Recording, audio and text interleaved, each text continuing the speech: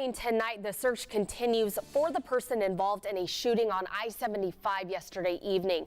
Laurel County, Kentucky authorities say Joseph Couch is now considered a suspect. An SUV registered to Couch was found off exit 49 on I-75 Saturday night. And this afternoon, the sheriff's office says an AR rifle was recovered near his vehicle.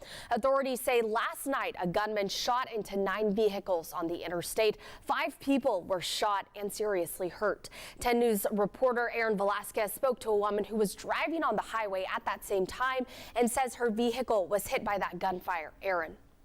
Shay, Christina Denoto and her friend were driving home from Rochester to New York to Houston, Texas, when she says she heard what sounded like a loud bang while passing through the London, Kentucky area. When she later stopped in Knoxville, she noticed her car was damaged.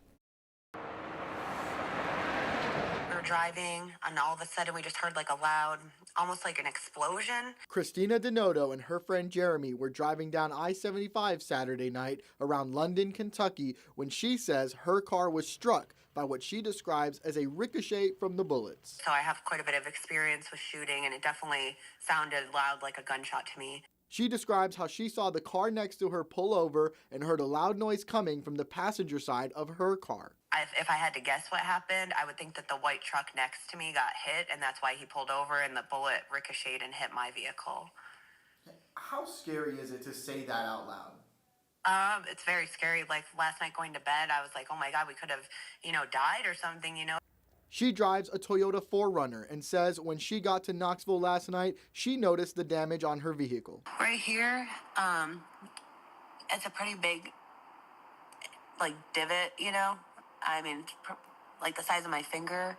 And these are thick rims, and this would not happen from, a rock or something like that. The paint is chipped off right here, right above the tire. So there's the tire, and then there's the paint chip.